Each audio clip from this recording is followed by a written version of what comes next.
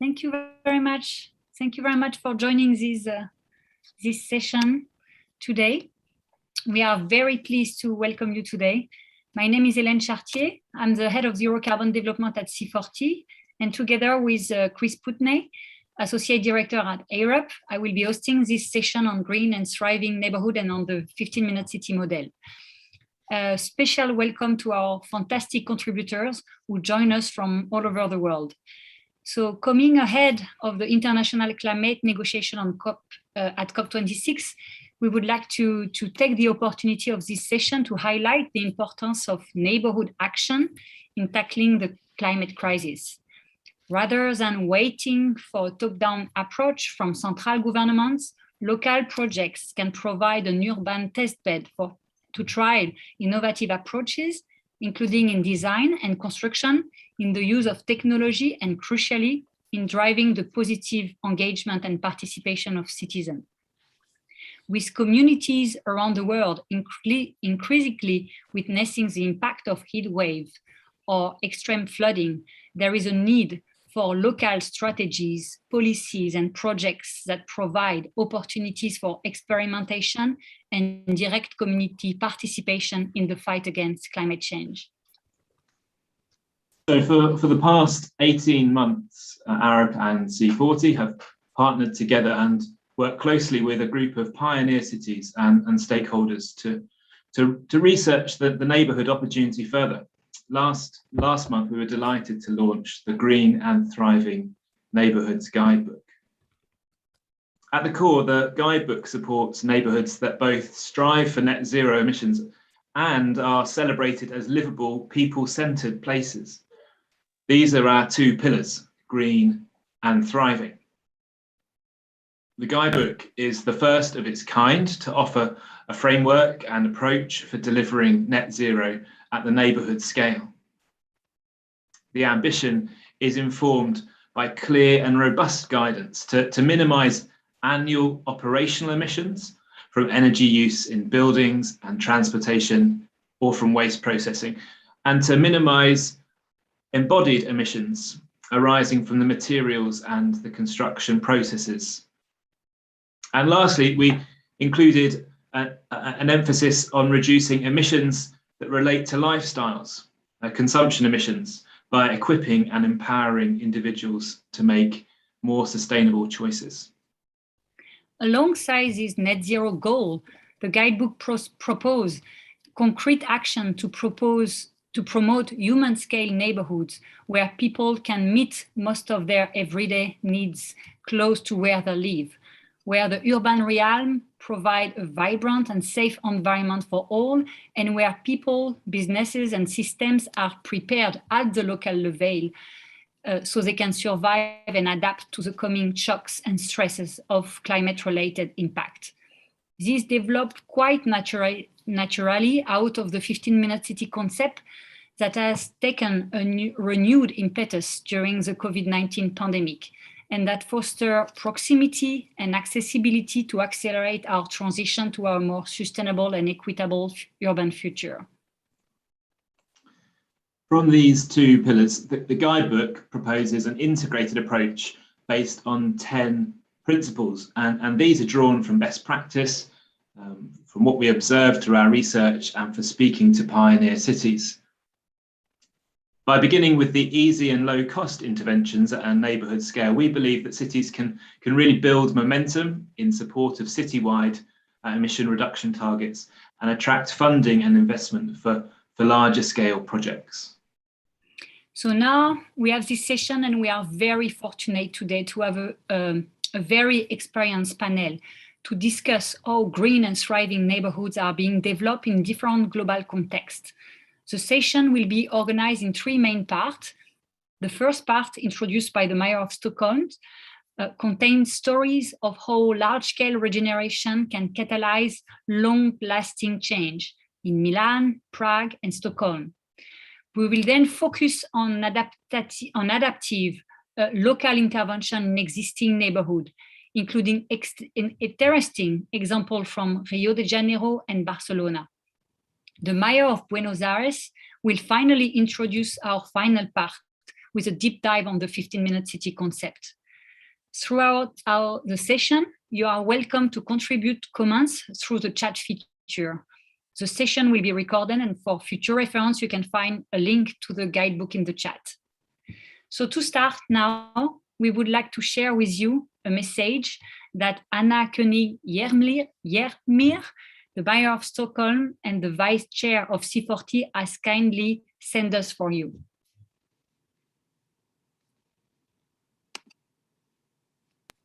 Dear friends, as Mayor of Stockholm and as C40 Vice Chair, I'm very glad to contribute to this meeting. And it is my firm belief that we as mayors owe it to our residents to stand up for a climate framework that meets the urgency of the moment and turn the goals of the Paris Agreement into a reality. As cities, we bear significant responsibility for this, to make this happen, because after all, cities consume over 2/3 of the world's energy and account for more than 70% of global CO2 emissions. I'm proud that Stockholm, along with other cities, have long been at the forefront of the green transition. However, to accelerate towards net zero, we must explore how to better integrate different sectors. Most of the solutions we need are already there. We just have to make them work together. The neighborhood scale in cities offers some unique opportunities to make this happen. When designing a new neighborhood or starting a major district-scale regeneration project, cities can set a clear vision and step up ambition on climate objectives. Taking advantage of the balance between scale and agility, neighborhood projects can pioneer new policy, innovative partnership arrangements, considering creative ways to increase citizens' participation and test new technologies or products that can support the overarching vision. And in Stockholm, planning large areas with a district perspective compared to developing a block or a building at a time has given us possibilities to integrate systems in a way, the city grid, in an efficient way. And by offering test beds for the research and business communities, climate smart ideas, we are enabling businesses to scale up the low carbon solutions while also creating a hub for innovation and startups. The Stockholm Royal Seaport is current test bed where new ideas and methods are tried out, with the goals to also inspire other cities, companies and researchers. The project is located at a former industrial site and a brownfield area, and it's one of the largest urban development areas in Northern Europe. It's being transformed into a waterfront urban district with social facilities, 12,000 new homes and 35,000 workplaces. The large space offers opportunities to, for example, try out new materials and construction methods for low energy buildings, waste management and circular resources. The Stockholmers are put at the center of the district's transformation.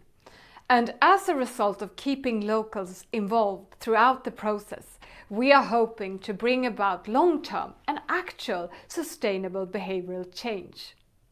Thank you.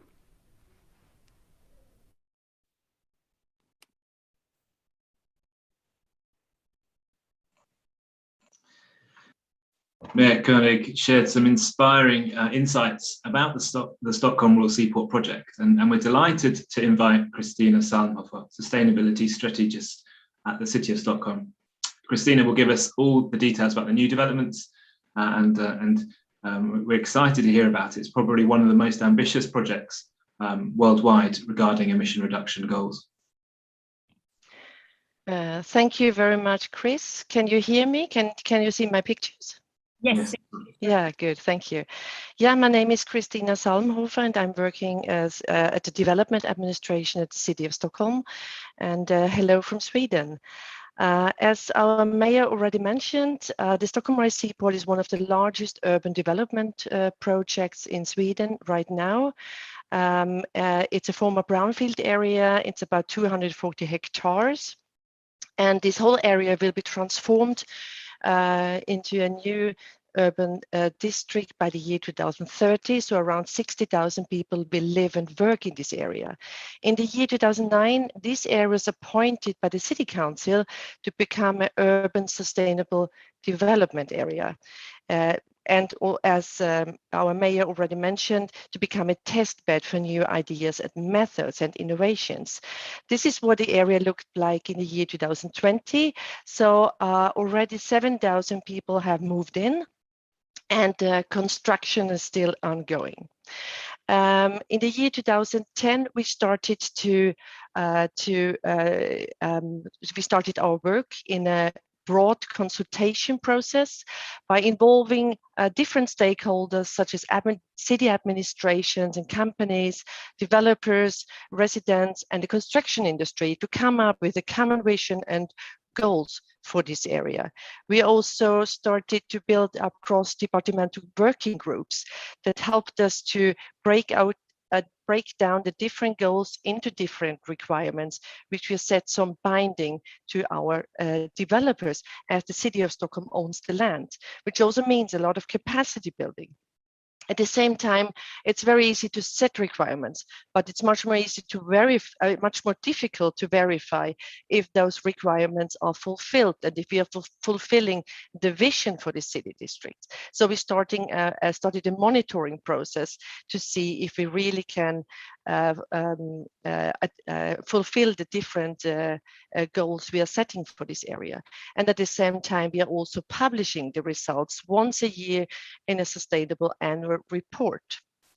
Just to look into the objectives for the city district, the Stockholm Rise Seaport, we are working and focusing on the people which are on the center, creating this vibrant city district with mixed functions, such as different forms and types of housing, retail, offices. We already have about 53% rentals for the housing, once elementary school, about 11 preschools, a library, a sports center, and so on.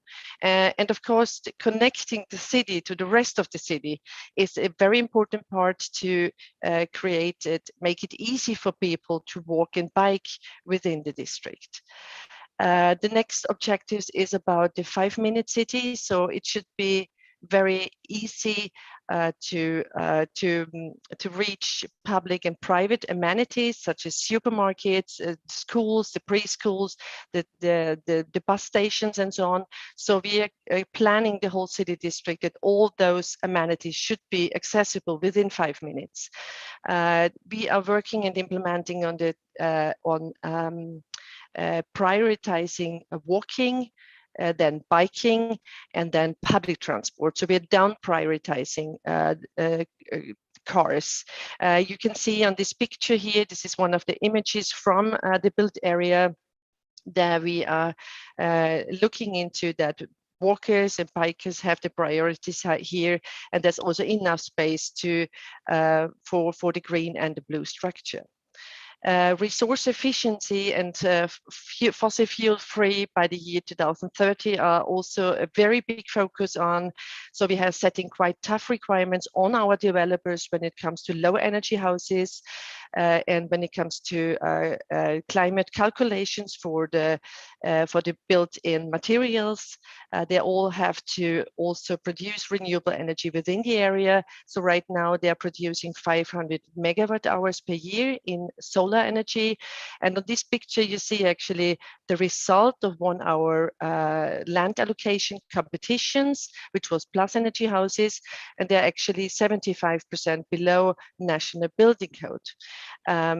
Waste management is another prioritized area. So all the buildings need to be connected to the automatic waste collection system, and they need to have waste grinders in the kitchen for the organic waste, and of course recycling rooms for the rest of the fractions. And this picture shows a little bit of our green and blue structure within the public space. This is a planting bed which helps us to create multiple functions. It's not just the stormwater management, it's also for biological diversity and of course social and recreational areas. This film was taken in June this year. We had the 60 years rain, so you can see that the water is coming into the well to the plant bed and retaining the storm water. And if the plant bed is full, the water is sent down to the nearest park and then down to the nearest recipient, just to assure that the stormwater management, the stormwater is not leading to flooding. The next and the last picture I have here is about stakeholder participation. Of course, it's really important to involve citizens to participate in our urban development process. And we are working a lot with capacity building, not just focusing on the civil servants itself, but also the developers, and also when it comes to our residents. And with this, I'm on my last picture. Thank you. Christina, thank you so much. Really fascinating to see, and great to see the stormwater attenuation in practice, and seeing how some of those features are coming together. Could you just tell us a little bit more about the governance of your project, especially how you managed to involve and coordinate the different stakeholders, city administrations, developers, citizens, and so on? Yeah, but in our case, I think it was really important that we have this political assignment, the political will to work with sustainability issues and to be on the forefront, to be a model for urban sustainable development. In that case, the politicians were very clear that this needs to be a collaboration project. So when we came up with this broad consultation process to come up with a common vision and goals, we were collecting all the different stakeholders, and just to get a common framework for our work. And when the City Council decided upon this program, it was also clear stated how the different city administrations and companies would need to participate in this project. So I think that those cross-departmental groups which we established were also door openers between the different administrations, so just to link the different silos as we are used to working in the city. So in that case, I think it was really important that we all started to sit around the table and starting to discuss the different issues. And then, of course, I think also that we also have a very close collaboration together with the developers. So as soon as they get a land allocation, we start a capacity building program. And this is, it's not just for raising awareness and understanding for the requirements we are setting, it's also some kind of building networks between the developers, but also contributes to better understanding of the civil servants when it comes to the challenges for the developers. Thank you, Christina. Yes, so that right from the very beginning and through then, there's the multiple opportunities for the different stakeholders to come together and to share the experience and learning and see that develop. Thank you again. We'd like to invite now Wojciech Kupat, Strategy and Development Specialist at Prague Institute of Planning and Development. And Wojciech will share with us the strategy developed in Prague to convert the last brownfield in the city into a green and thriving new neighbourhood. So hello to everyone. Once again, my name is Wojciech Kubat, and I'm from Institute of Planning and Development in Prague, where I work as a strategy and development specialist. And today I would like to present you a showcase of Prague's efforts to become more sustainable city.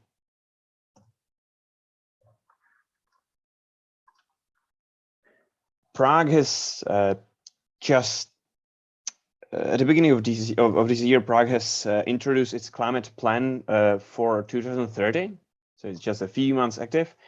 And according to this plan, the city has committed that it will quite substantially decrease its consumption of energies. It will increase number of passengers using public transport. It committed to plant 1.5 million trees, etc., etc. It's more detailed, but I don't want to read everything written on this table. But what I want to tell about how these goals are transformed or visualized in the master plan of the new Bubny neighborhood in broader downtown Prague. It's the neighborhood which is supposed to be transformed from current brownfield area. It's a area with more than 110 hectares, so it's really big area in city center of Prague. And I will just show you the location and the size compared to downtown. So this is the old town, and right next to it there is this neighborhood or brownfield on the place of current of former industrial train station. And how the goals are written or transformed into the master plan. The master plan designed the city as very compact, with compact urban form, with some 25,000 people living at those 110 hectares and about 15,000 more people working. So it's a neighborhood for some 40,000 people. It is supposed to be fully walkable, so the focus of the master plan is on pedestrian ways and cycling pathways. It's going to be green, as there are going to be trees and enough of green infrastructure in each street of the new neighborhood. There is also designed new central park in the middle of the neighborhood. And it's going to be mixed use. Here you can see the mix of use of first and third floor across the neighborhood. There is going to be about 11,000 of new apartments. There will be plenty of commercial spaces, schools, cultural sites such as new Philharmonic, new Prague Philharmonic, Elbe Philharmonic building, and there are going to be also offices, etc., etc. It's going to be well-connected neighborhood as it stands at the current metro station. There will be new tram lines connecting the city with the rest, with the neighborhoods and with the rest of the city. And there will be also built new train station, which of construction should start in just 2 years. And the train station will stand just in between downtown Prague and the airport. So the sustainable forms of transportation are prioritized in the master plan. And it's also going to be circular neighborhood. And altogether, we hope that it's going to be a new showcase of sustainable neighborhood in Prague. The last feature I mentioned was circularity, I'm sorry, and I would like just talk about that a little bit more. One feature of the circularity is supposed to be the Philharmonic, new Elbe Philharmonic, which I mentioned. It's a building which of design is just a matter of current architectural competition. And in the terms of the architectural competition, there is written that the building should be 100% passive building, and there should be prioritized the use of recycled materials, which might be made, for instance, from the construction waste gained from demolition of current buildings and objects at the site. And the second feature might be using of waste heat from the current general wastewater treatment plant, which is located 2 kilometers in the direction which is visualized at the picture you are seeing. The wastewater treatment plant looks like this, and there should be created new plant which will gather all waste heat which is generated from the treating the water, and it should be spread into the new neighborhood, and all heating should be centralized, and all heated should be gathered or gained from this new plant. As well, it's going to use partially existing infrastructure, existing tubes for transferring heat, which are under the site. And there are other features of trying to transform the neighborhoods, such as Bubny Zátory and other parts of Prague, into more sustainable. One feature of that might be new reuse hubs, such as reuse points, which are the facilities where bulky waste is gathered across Prague, and it will be offered to bulky waste such as furniture and electronic appliances, etc. And these things will be offered to various civic organizations and to citizens, etc. And also part of this reuse hubs network is supposed to be so-called reuse centers, which will, in one part, offer refurbished waste which was gathered through reuse points, and it will also serve as somewhat training center where people could come and learn how to refurbish things on themselves, etc. And there should be a reuse point and reuse center located in this new Bubny Zátory neighborhood as well. In a couple last months, we worked as Prague on the project led by United Nations Environmental Program, also together with ARUP, with BASE and C40, and with Mexico City. The project is called Creating Circular Neighborhoods, and it's so far it's just a discussion paper, but in this discussion paper you can also find some information on how Prague is trying to become more circular city in general. And that's all from me. Thank you very much for an opportunity. Wojciech, thank you very much for that really interesting overview of what's planned. And we should say at this point that we are really grateful to our collaborators at UNEP for connecting us, and it's been good to hear more about your project recently.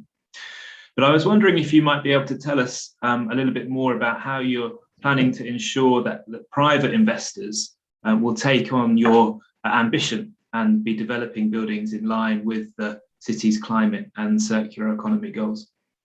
Yeah, it's important to say that Prague does not own majority of land under the brownfield. It only owns mostly sidewalks, roads, etc., or part of lands where public infrastructure and public buildings are supposed to be built. And so we don't have really a leverage on the private developers, direct ones. We cannot enforce them to build only passive buildings and to use only circular materials. On the other hand, we have three tools we might use. One is regulations. So, for instance, we can regulate how much energy the buildings might take from the public network, from the electricity, etc. And we can also enforce them through the regulations, how to treat the waste, for instance, demolition waste and waste which will be created during the building of buildings. So that's one thing we are working on, to design properly and to make active such regulations. The second tool is motivation. So we are trying to motivate private developers, not just here in Holešovice, but throughout the city, through Prague building regulations, which also contains recommendations which are not mandatory for private developers. They are mandatory for public investors, but not for not for private investors, but we might recommend to the investors what and how to do, how to use circular materials, and etc.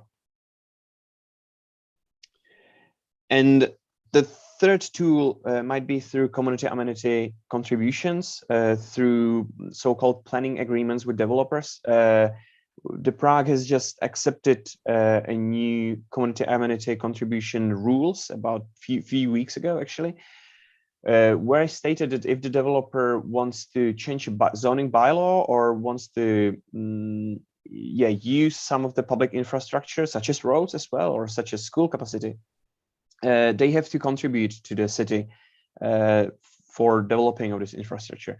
And they can also contribute in kind, with committing that they will use, for instance, certain percentage of circular material or recycled materials, etc. So those are the three tools Prague is trying to elaborate on. Thank you, Wojciech. Really helpful explanation of your plans and those three approaches. Helen. Yeah, thank you very much, Christina and Wojciech, for sharing with us the detail of your project. I think it really made the case for an integrated approach of a new district development that really combine good urban design and also ambitious action to tackle emission.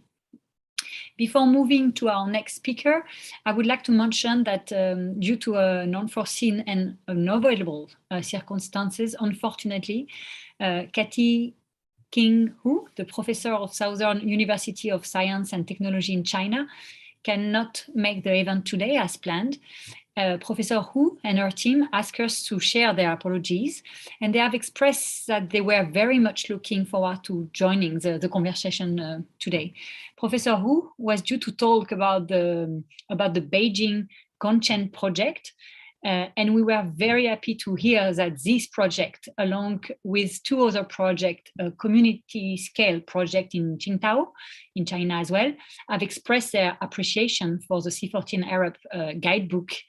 And in the coming months, this project in China will be working with C40 and local partners in China to integrate some of the approach we have developed into their current project development.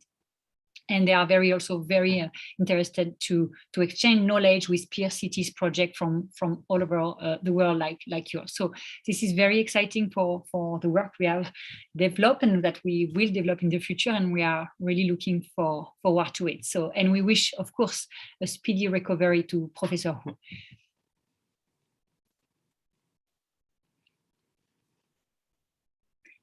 Now we are absolutely delighted to introduce Washington Fajardo, who is Municipal Secretary of Urban Planning in Rio de Janeiro.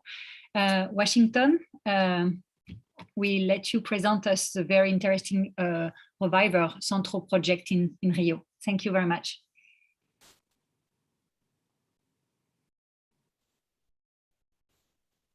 You are on mute. Thank you very much. Thank you very much, Hélène. I'm very happy to be here. Thank you for this invitation. I would like to share this ongoing project, focus on the Rio's downtown. We have been calling this project, we started this project this year, in the beginning of this year, during the new administration of Mayor Eduardo Paes. And this project is called Reviver in Portuguese. In English, it would be something like revivify, and it's a palindrome word. And it's also a symbolic way to try to recover the presence of population, of dwelling population in Rio's downtown. And the pandemic hit this area very strong. We have more than 500 businesses closed, and we are also consider that a possible way to attract population to live again in downtown, how it happened in the past. That's the historic downtown of Rio, which is also the central business district of the city. It's a 5.7 square kilometers area with just a few of 41,000 inhabitants. It's the lowest demographic density in the whole city of Rio. But at the same time, it's one of the most beautiful areas in the city because it's full of national landmarks, the most impressive public space, a beautiful connection with the Guanabara Bay, museums, theaters, old concert rooms. But at the same time, there is no one living there. But it's a very important concentration of jobs in the metropolitan area. So we are taking the COVID pandemic as a possible way to attract people to live again in Rio's downtown. When Rio was the capital of Brazil, the downtown, it worked like a tabula rasa for new ideas over time, since Le Corbusier or Doxiadis or Agache, especially during the 20th century, the downtown of Rio, it was totally changed by new urban ideas. So the new idea that we want to bring now, actually it's an old idea. Let's recycle the city and let's put in inclusively, and let's also put the office buildings in the process of increasing retrofit in this area. Rio's downtown, it's a very hybrid, morphologically speaking. It's a mixture of high-rise buildings with a mosaic of urban interventions over time, and especially after during the 50s and the 60s, like other cities in the planet, we have this kind of stupid infrastructure, especially for cars, and diminish the contact of people with the natural environment. And during the Olympics, we were able to finally demolish this infrastructure for cars and then attract more people to near of the Guanabara Bay. But at the same time, we were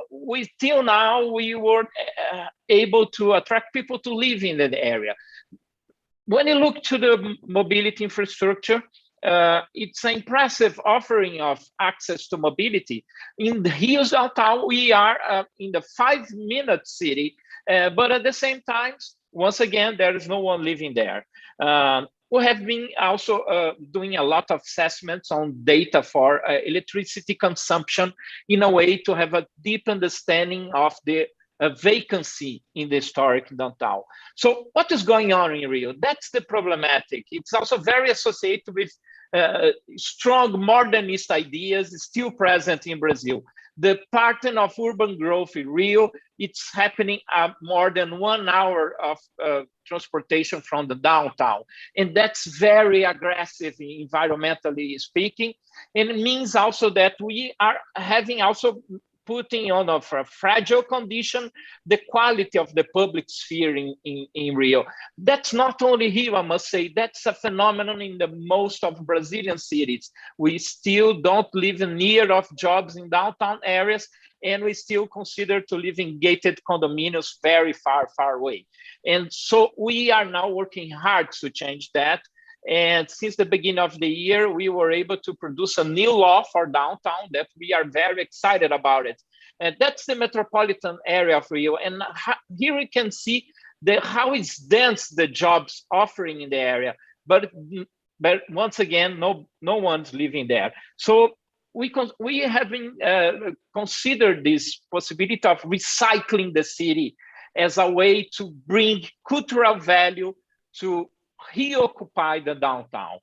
How we are planning to do that? Sorry, I don't have this graphic in English, but I think it's quite easy to understand. Essentially, we want to attract developers to do retrofit in Rio's downtown.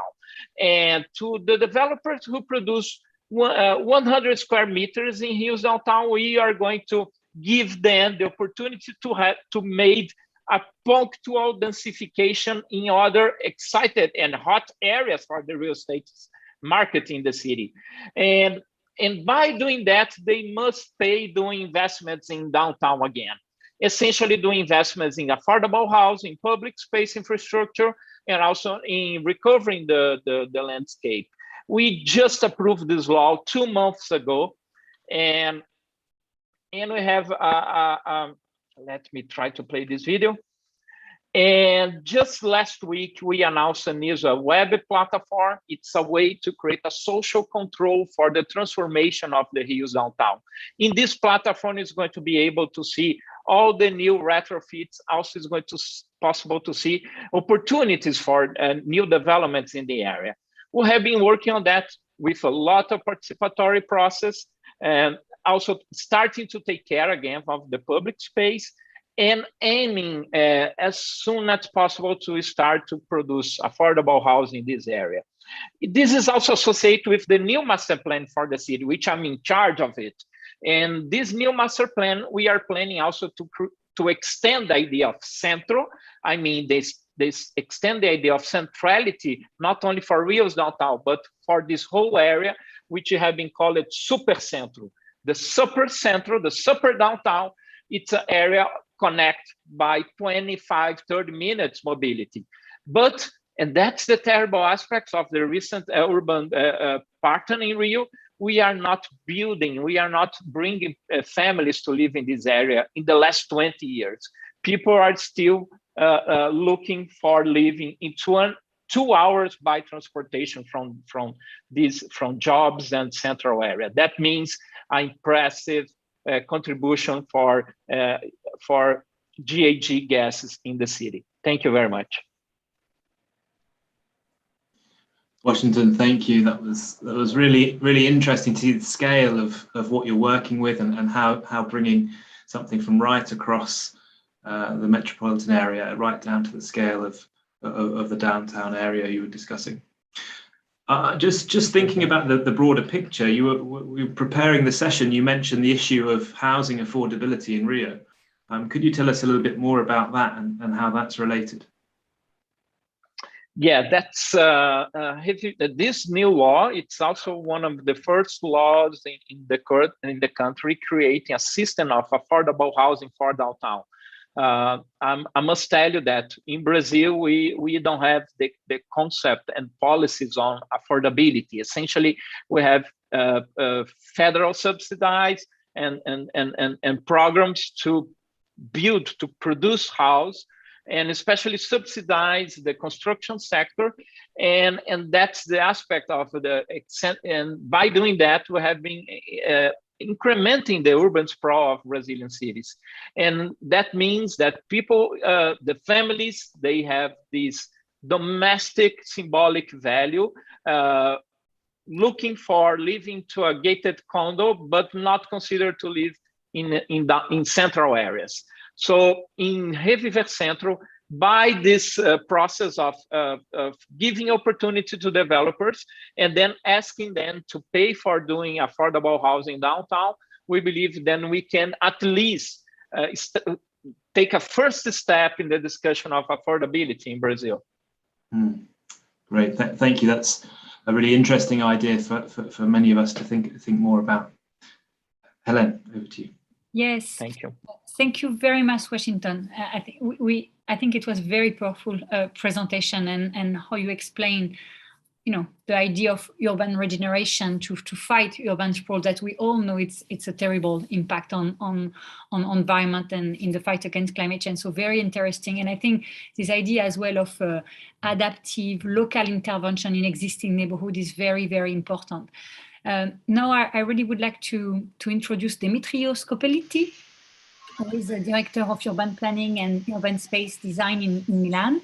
And we speak about zero carbon neighborhoods currently being developed in Milan, and also about adaptive approach that the city has tested to revitalize neighborhood and to transform the public space in Milan. Demetrios, the floor is also yours. Thank you, Len. Thanks for the invitation. I'm very glad to be here. I'll ask you if you see my slides and if you see my screen moving. Yeah, we can see. If you can speak just a bit.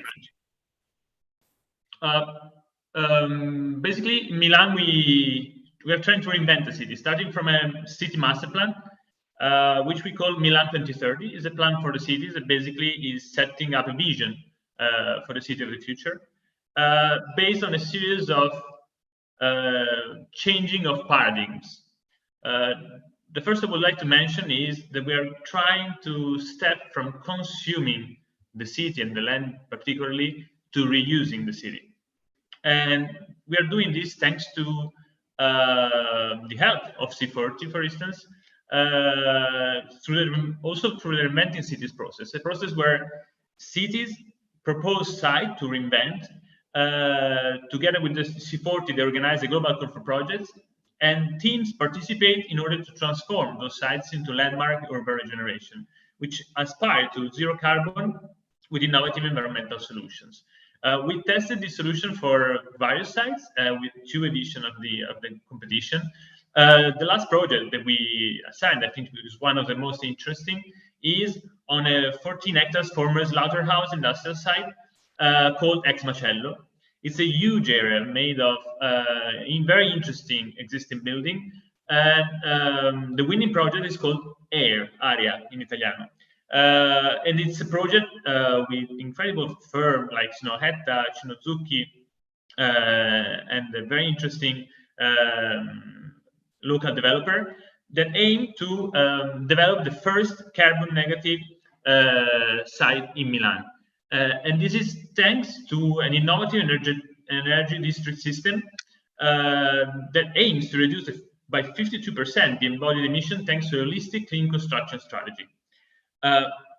More than 30,000 square meters of the existing buildings will be recovered and refurbished with new function, like, for instance, a new university. Plus, 1/3 of the building will be made of structural wood, and the rest of the cement will be eco-cement, and 30% of all materials used in construction will come from recycled sources. The second pillar we want to, and the second paradigm we want to transform is stepping from a gray city to a green one. At a double scale, at a wide scale, a large scale, we are facing the issue of having huge brownfields still existing in the city, like the railway yards, the existing railway yards, like Scalofarini, which through a competition process again was defined as a master plan by OMA, by OMA, with an idea of having a new park that acts as an ecological filter, able to cool the hot winds coming from the southwest and purify the air of toxic particles. We have, of course, it's a way to face one of our major issues that we have in Milan, which is the air pollution. But this is not working just at the big scale and urban regeneration scale. Also the smaller scale, the local one, we are developing projects to transform, to depave streets from asphalt to grass, and we have a project called Forestami to develop 3 million new trees by 2030 in the metropolitan areas. Acting local is one of the key aspects that we're trying to develop with the city master plan, going from what we call suburbs and from a concept of sprawling of the city towards the idea of local identity and neighborhoods. In the master plan, we define 88 neighborhoods that we want to call by name, and for which we have also local master plan to redevelop the space and the existing buildings, particularly oriented with on 2 main aspects and factors. One is the providing of public services as social infrastructures, refurbishing the existing ones and providing new ones like this library in the Lorenteggio neighborhood. But then the second pillar is transforming public space and conceiving public space as a common good, not just in the city center in front of our most important monuments like Piazza Castello, like we did in previous years, but also working on the local, at the local scale, in neighborhoods plaza that had to be transformed from parkings to pedestrian spaces. Because the fourth paradigm we have to change, that we have to transform our priority and from cars to people.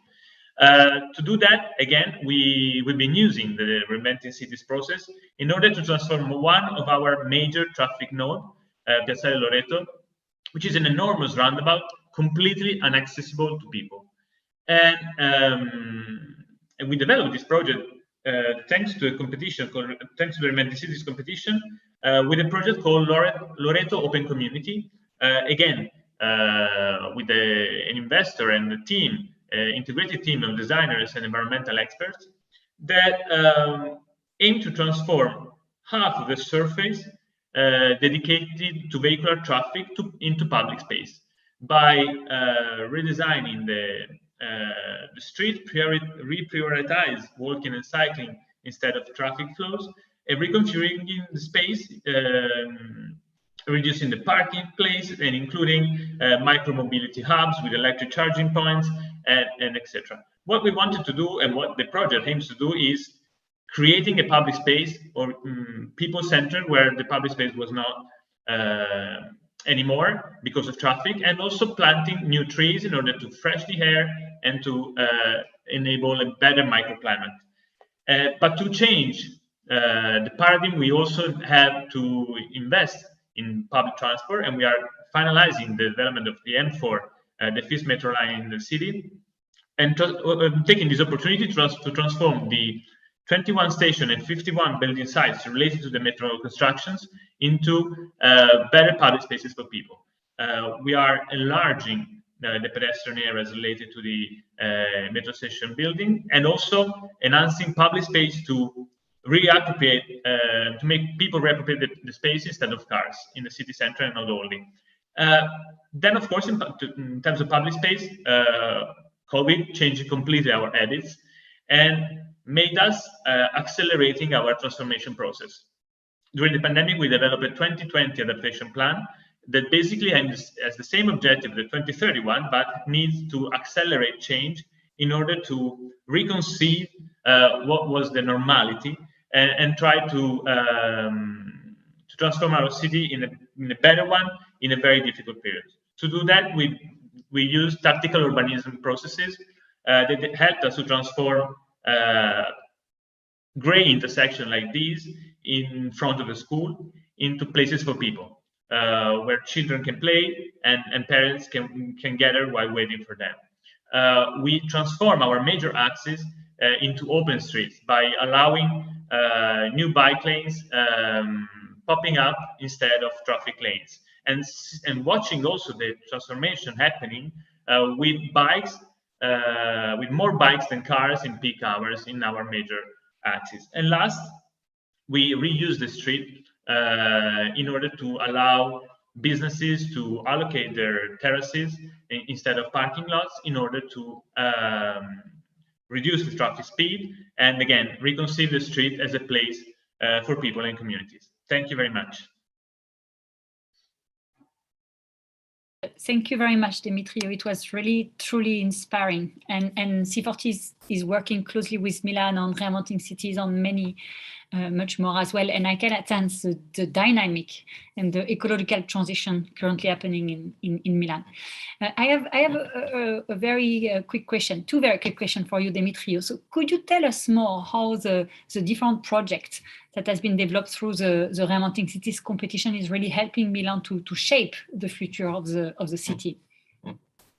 We started, as you know, Hélène, with some pilot projects, some very small sites, parking lots, empty vacant lots, in order to understand how we could start developing that process of using public plots in order to retransform the cities. And after the first successful projects and the first successful Reinventing Cities program, we developed the city master plan in order to provide sites that we could develop, huge sites and relevant sites that we could develop with that idea, trying to fix planning rules that could be flexible enough in order to make the best idea possible happening, instead of setting rules that could somehow limit the idea.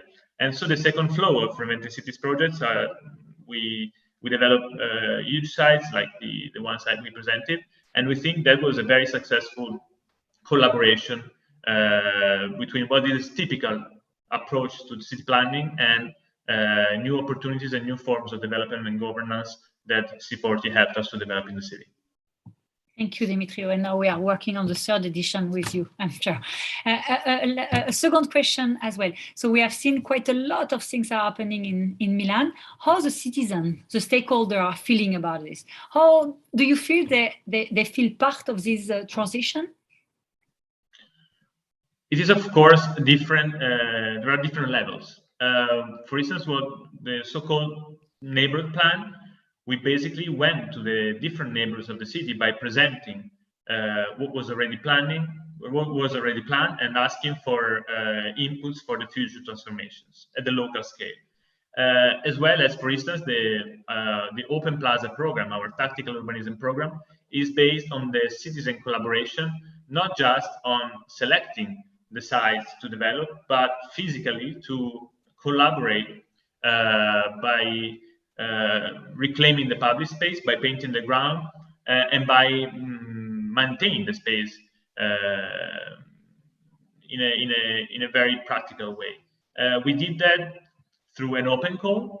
We got 65 proposals in 2 months for developments, and hopefully we're now finalizing, let's say, the first set of proposals, and hopefully with the future mayor tender just starting now in Milan, we will be able to develop more for the next 5 years. Thank you. Thank you very much, Demetrio. And someone told me that there is quite a lot of people who are watching us on live stream. So that's great. We are very happy to see people in Zoom and on live stream. So last but not least, I'm really delighted to introduce Javier Matia Ayala, Chief Architect of Barcelona City Council.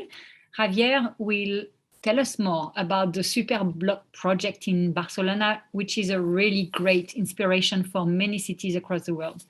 Javier. Thank you, Elaine and Chris, and thank you for your invitation. Hello, everyone from Barcelona. The idea today is just to share briefly how the changes are already happening in Barcelona in public space, because we think it's time for action, basically, but also introduce you which is our future vision for the program of Superblock in a new stage that we launched last year. Let me try. Yep. Barcelona, you may know, it's a compact and high housing density city, but also a high cars density city. We have almost 6,000 cars per square kilometer, so very high cars density all around the city. And it makes that currently the environmental situation in Barcelona is not good. We have, it's obviously a high level air pollution, acoustic pollution also. Nevertheless, nevertheless, we can consider that Barcelona is already, we could say, a short distance city, a 15 minutes city, we could say also. During the last decades, the city made a very important effort providing public facilities all around the city. You can see in this picture above the maps of the different public markets around the city, and the picture below the libraries maps of the city.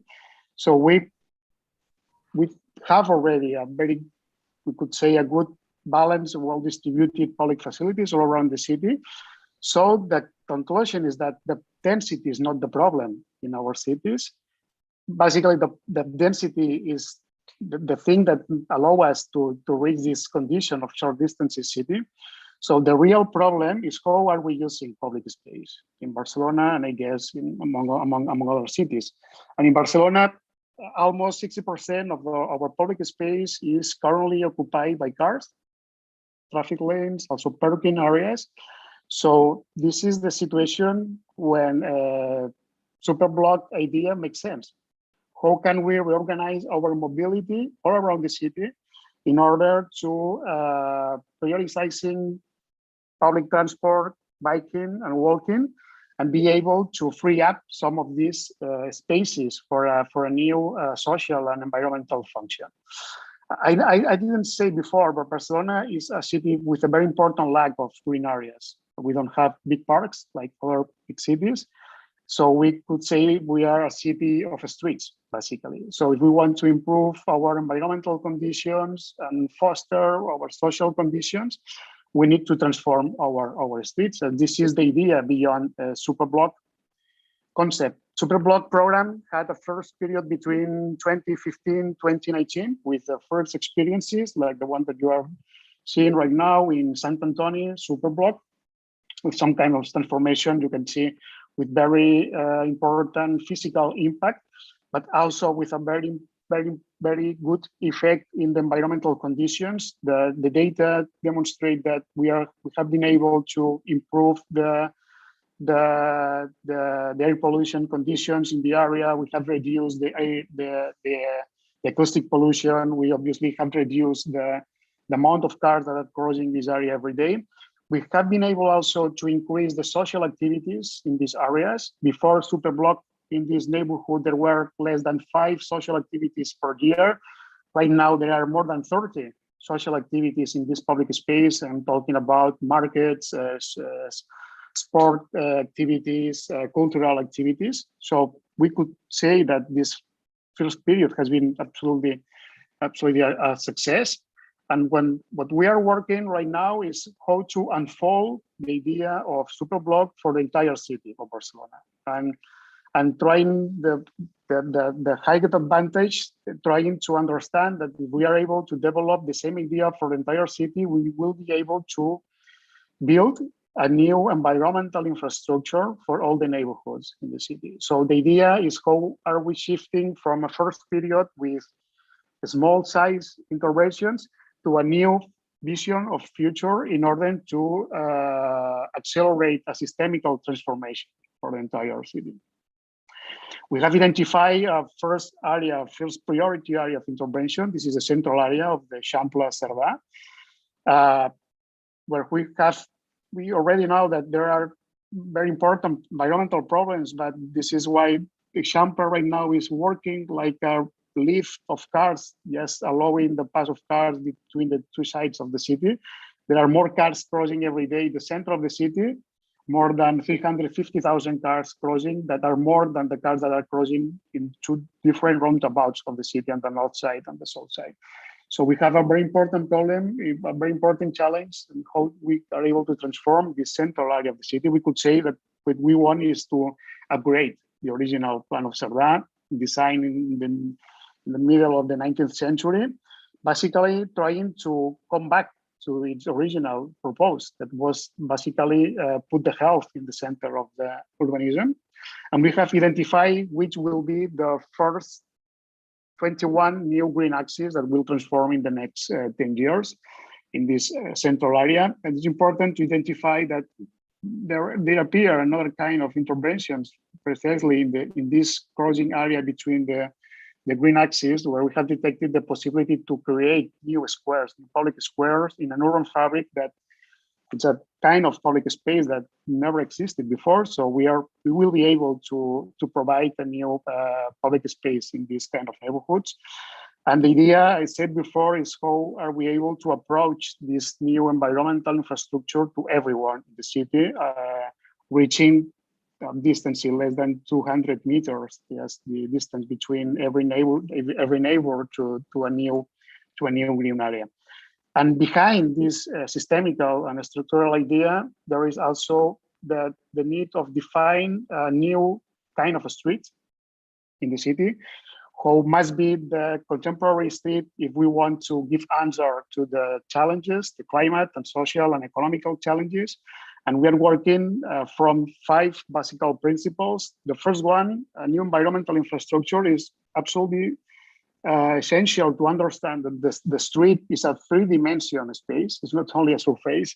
We need to, I would say, to improve and to regenerate, which is happening in our subsoil, in our cities. If we want to increase the greenery, we want to be better and healthier trees and greenery in our cities, we need to improve what is happening under the pavement. So the first idea is to understand that the subsoil, the underground, is a essential space in order to make the public space working as infrastructure environment.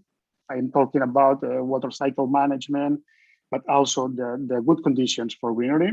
The second one is that this kind of transformation must be a foster for the social activity, not only in the very public space, focusing basically for the children and elderly people, but also focusing what is happening between the relations between the private realm, what is happening in the ground floors, between the retail activities, what is happening between the facilities, the activities inside the buildings, and which are the relations between the inner spaces and outer spaces. Pandemic situation also allow us to understand that we need to improve the relation between what is happening inside in our houses with the street.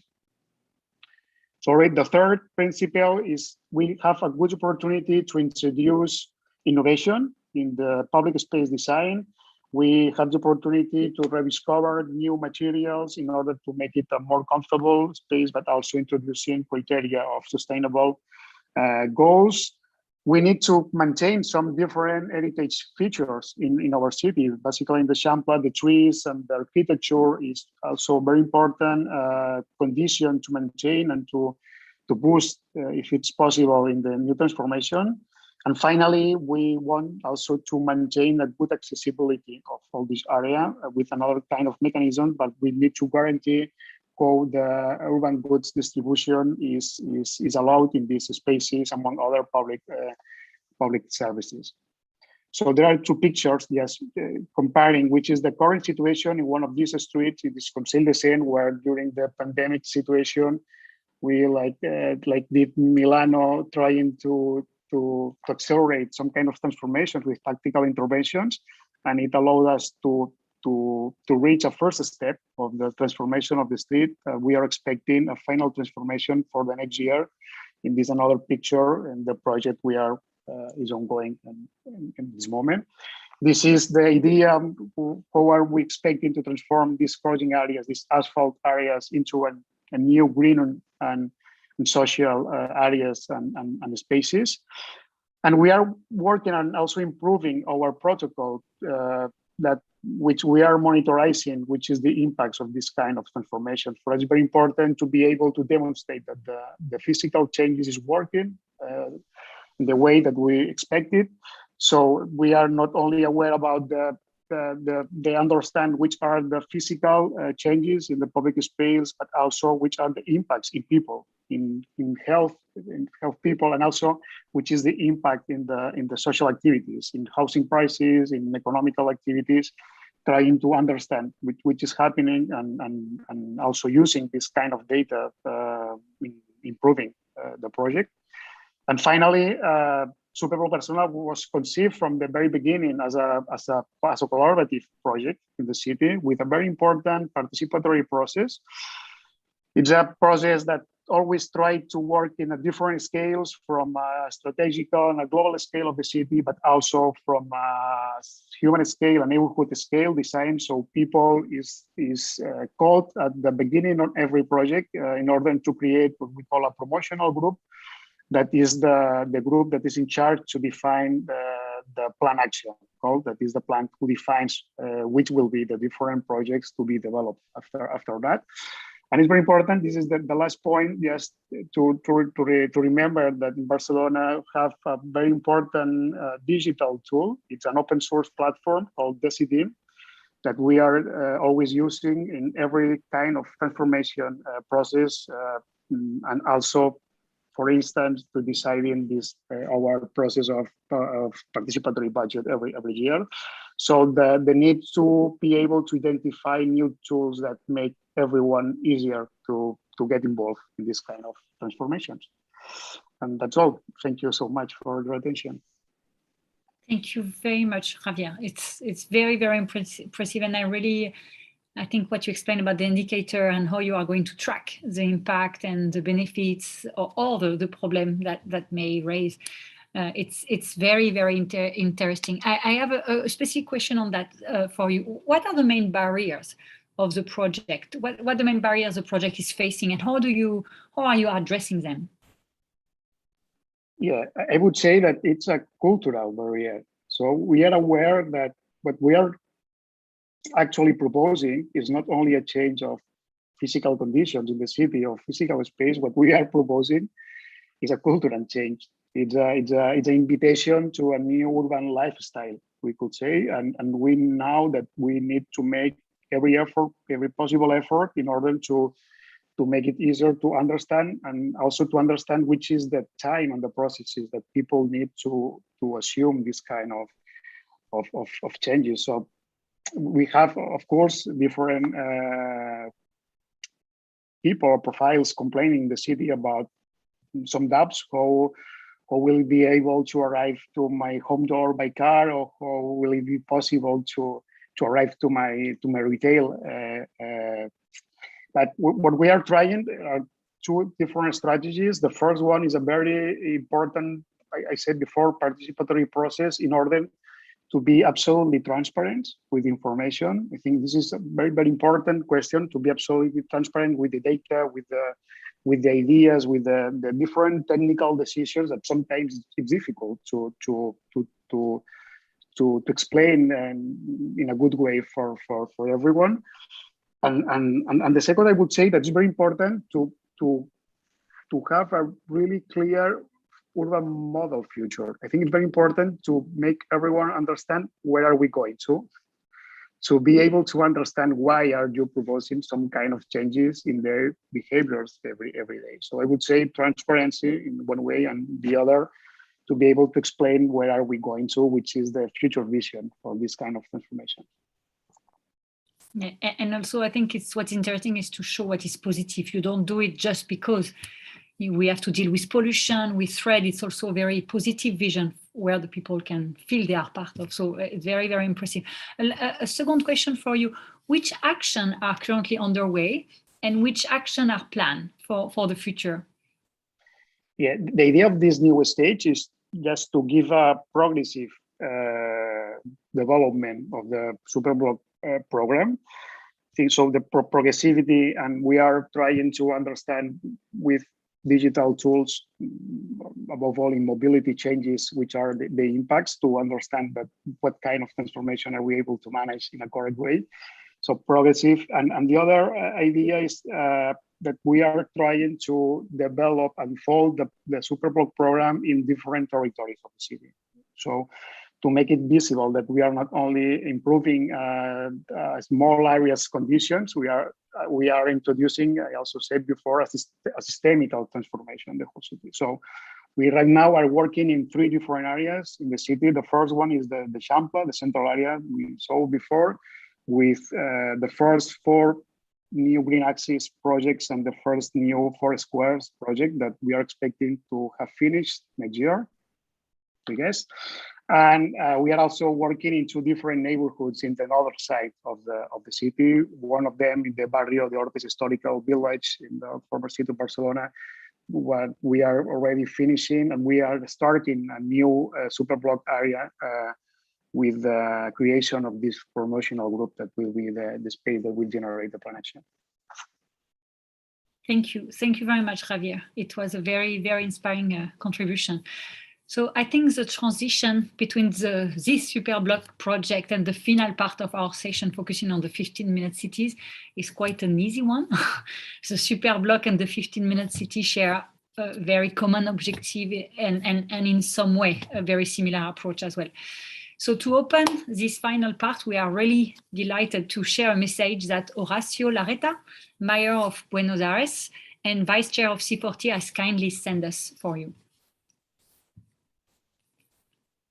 Hola, soy Horacio Rodríguez Larreta, alcalde de la ciudad de Buenos Aires, y les quiero dar la bienvenida a la sesión Green and Thriving Neighborhoods. Como vicepresidente del C40 por América Latina, asumí la responsabilidad de promocionar globalmente, junto con la ciudad de París, la agenda de ciudades de 15 minutos. La acción climática es una agenda global en la que las ciudades son cada vez más protagonistas. Como sabemos, las ciudades son grandes responsables de la gran mayoría de las emisiones de gases de efecto invernadero, pero también tienen el potencial para ser las aceleradoras de las soluciones más innovadoras y participativas para hacerle frente al cambio climático. El paradigma de ciudades a 15 minutos es clave para permitir una recuperación sostenible de la pandemia de COVID-19. Esta forma de pensar la ciudad busca poner a las personas en el centro del diseño urbano, asumiendo también un compromiso ambiental priorizando la movilidad sustentable.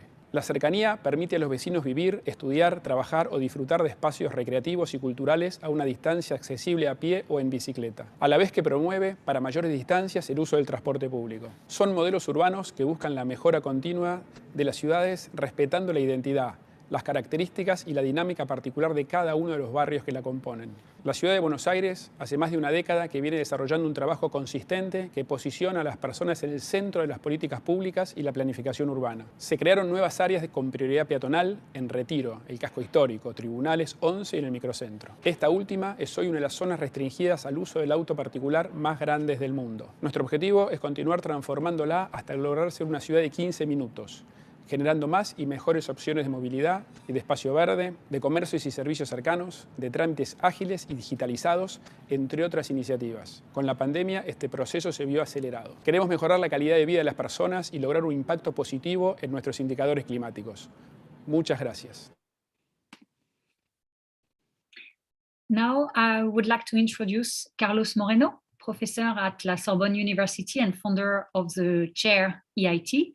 Cher Carlos, merci beaucoup. Muchas gracias for being with us today. So since 18 months, C40 and your research organization, the chair ETI, have been working closely together on these 15-minute cities paradigm. And I'm really truly delighted to announce that today we have now signed a formal partnership to continue working together in this coming year and to support cities across the world applying this model. Carlos, you are the one who has initiated this 15-minute city concept, which is now endorsed by many cities across the world and especially by Buenos Aires, as we have just heard from Mayor Larreta. You must be very satisfied to see this concept growing so much. Could you briefly introduce the 15-minute city concept? Carlos, are you still with us? Oh, you're on mute, Carlos. Yeah, sorry, excuse me. So, thank you so much, Hélène, for this kind of invitation and greetings from Paris, everyone. Yes, the 50-minute concept is a concept born almost 6 years ago, just after the COP21 in Paris, because I considered at this moment that if cities are the main contributor of CO2 emissions and the transportation is the main contributor to CO2 emissions in cities, it's necessary to redefine the urban lifestyles for proposing a new roadmap for reducing radically, on the one hand, the CO2 emissions, and the other hand, to improve the quality of life of citizens. For that, two statistics that we could find the same situations in different cities in the world. In the larger metropolises, 70% of the working population converts every day at the same time, early in the morning, to less than 10% of the territory for working. And in the evening, we have the opposite movement. This is the unacceptable situation. And the reality is that with the traditional urbanism, cities are segmented. Cities are even segregated by the urbanism and the economic and social needs. We needed to rebalance this situation. For that, the 15-minute concept 6 years ago was in a new way for redefining the access to the essential urban functions in a happy proximity using low carbon mobility on foot or by bike. 6 urban social functions for redefining the high quality urban life, to live in the good conditions, to work, avoiding the long commute, to supply with the short circuits, revitalizing the local economy, to care with the mental and physical health, to educate the access to the culture, entertainment, and to enjoy with the good harmonious with the biodiversity, water, in nature. We consider that if each one of us has the possibility to access in 15 minutes time using the low carbon mobilities, we have the possibility to redefine a polycentric city, a multi-service city for reusing the building, for having a public space for human and not for cars, for reinventing solidarities, for reinventing the local economy, for reinventing the new business model in cities, with this important key to take care of the urban common good, for having a city for all. This is the pillar of the 15-minute city when I launched this concept 6 years ago. Yeah. So why do you think the concept is now so universal? Some people were saying at the beginning, oh, it's so European centric, and now we are seeing in Latin America, in China, yes, in Oceania, in North America, cities endorsing as well this paradigm. Why do you think it's so universal, and does it need to be tailored? Yes, I am very proud of that, of course, because in all continents, in all cities, regardless of the size of city, the hypermetropolises as Shenzhen, Chengdu, or the very, very small cities, even rural cities, we have today this global movement that embrace this paradigm. Why? Because in fact, we have proposed a new model.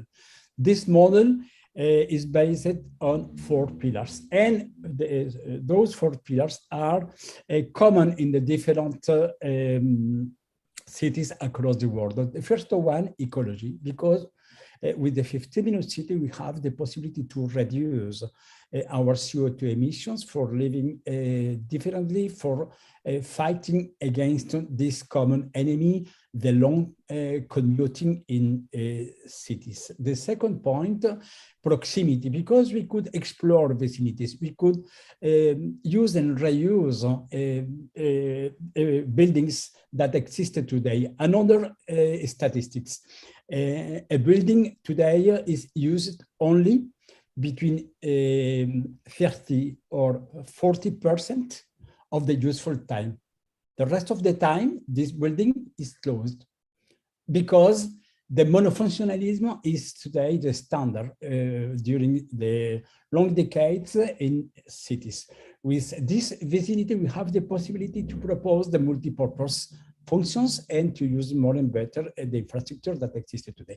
The third point is the solidarity. We have the possibility to reinvent not only the social link, but at the same time to reinvent the local model for developing the economy of proximity, to reinventing jobs, to relocalize the local commerce, to revitalize activities, to use and reuse the public spaces for developing democracy, for developing these capabilities for mixing people. And the fourth point is this possibility for the citizen empowerment.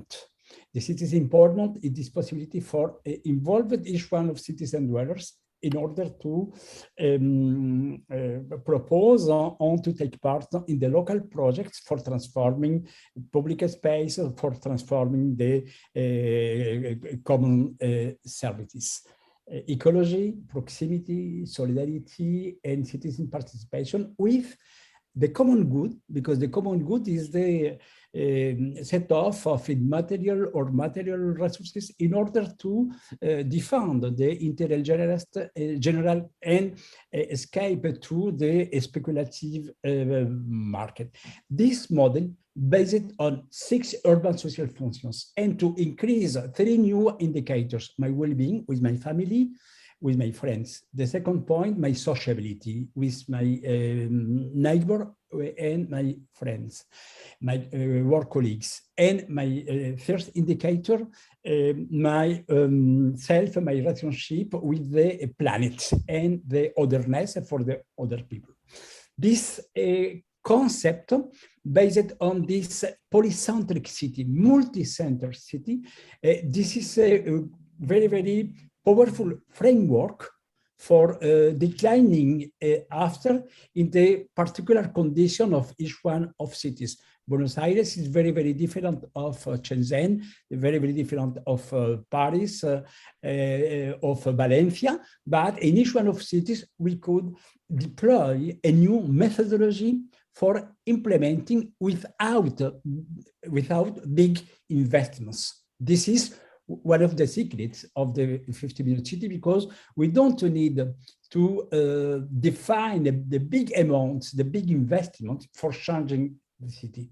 We need, before all, to redeploy the resources, to redeploy the users, for reusers, for mixed people, for mixed uses, for connecting people, for transforming the public spaces in green spaces, to free a city of the diesel cars, and to propose the pedestrian spaces, the biking spaces.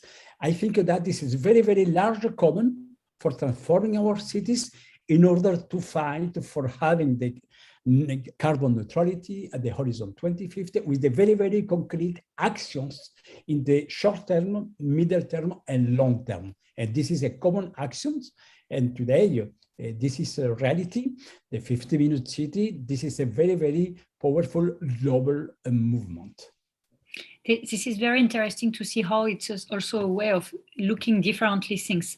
We are, of course, it's very key to build better. It's very key to develop low carbon transport. But I think what this concept also provides is a discussion about, maybe do we need always to have some long commuting, to travel so much? Do we always need to build again while 40% of 60% actually of the building are not used?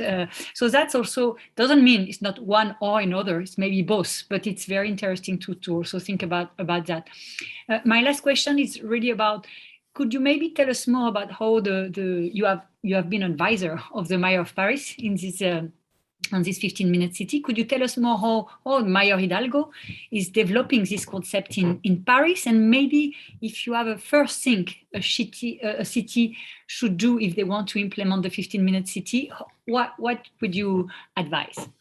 Yeah, thank you for this question. In Paris, in fact, the Mayor of Paris embraced the 50-minute concept before the electoral campaign in 2020. And just after winning, the Mayor of Paris had decided to deploy an ambitious roadmap because the 50-minute city is the conceptual backbone for this new mandature. We have 6 years for implementing this new way. The first point is, in fact, the transformations just after the COVID-19 pandemic crisis. I consider, of course, that we have 2 powerful leverages in the city of Paris and in several cities to continue to fight, to be committed for carbon neutrality with the global warming, and the other hand, to offer a new urban lifestyle for increasing the social intensity, even if we should live still now with the COVID-19. The Mayor of Paris presented and has voted this ambitious program for Paris. The nickname for the Mayor Hidalgo is the Big Bang of proximities. We want to implement the 4th point: ecology, proximity, solidarity, and citizen commitment. The first of measures, this is the iconic measure, was to open the schoolyards, because this is the public space, this is the common service, and the schoolyards in Paris are closed during all time during the weekend. And the Mayor of Paris has decided to open the schoolyards during the weekend for showing that we could develop this chronotopy, the multi-purpose function. And we have today the possibility for developing lot of different activities. Secondly, the Mayor of Paris has decided to close all streets that surround the school for having the street for kids and for focusing these public spaces for for a lot of pedagogical water activities. We have decided, of course, to increase the participatory budget. The participatory budget in the city of Paris is 800 million euros per year.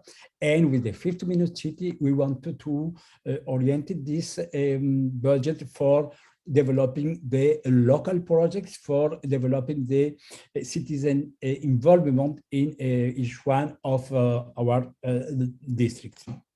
We have decided as well to develop the new programs for mixing housing, social housing, work, and working places.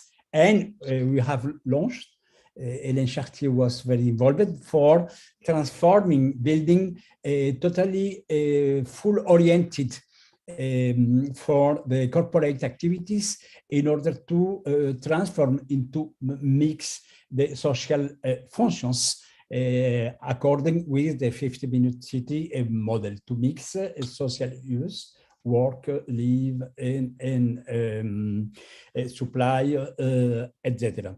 This is a very, very powerful program because in Paris, even if we could work in Paris, this is very, very easier.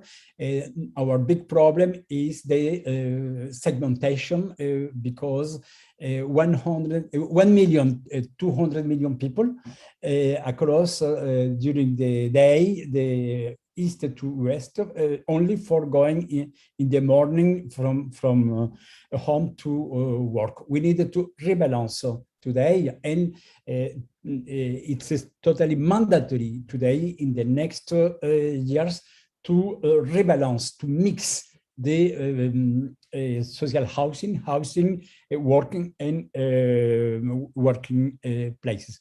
Of course, we needed to deploy the medical services in all cities. This is one of the consequences of the COVID-19. And the last but not least, this is the very, very deep transformation for the management of the city. The decentralized authorities, the decentralized actions to give more power to the deputy mayors in each one of districts and to increase the local activities, cultural activities, and to deploy the common good of the city of Paris for promoting the local economies, because we consider that the local economies as a common good. For that, we have been created the CMAEST. This is the commercial property of the city of Paris. The CMAEST is the subsidiary of the city of Paris in order to buy square meters in all locations in the city of Paris and to rent them for installing local jobs, artisans, bakery, handcraft, bookshops, etc. With this possibility for having this business and with rent below the price of the speculative market. This is the same situation for the social housing, because we have decided to increase the social housing in Paris for mixing to avoid to fight against gentrification, against ghettos. And we have 3 company subsidies of the city of Paris in order to mix the social housing in different points of the city. This is the roadmap in order to transform and to deploy the very social intensity in each one of our districts to avoid against gentrification, because this is the risk most important if we don't have a real policy based on the common good. Thank you. Thank you very much, Carlos. You're welcome. It's very inspiring to see how this is growing and how this is gathering so much momentum also around the world. And it's really opens an opportunity for truly developing green and thriving neighborhood. Chris. Thank you. Helen, thank you, Carlos. Let me extend our thanks to the other speakers too. We've seen today some great examples of integrated holistic regeneration aiming for ambitious emissions reduction in high quality human-centered neighborhoods. And we've also seen how these approaches can be adopted in existing places where the needs of people are prioritized and adaptive, local interventions that can make a real significant and long-lasting change. So as we close, we are very thankful to everyone who joined us online for this session, both in the Zoom meeting and streaming on YouTube. We hope you found it insightful and inspiring. And as we finish, let me mention once more the ARUP and C40 Green and Thriving Neighbourhoods Guidebook, and you'll find there additional case studies and examples too. The link for that will be in the Zoom chat. So until next time, thank you and goodbye. Bye-bye. Thank you very much. Bye-bye. Thank you. Bye. Bye, everyone.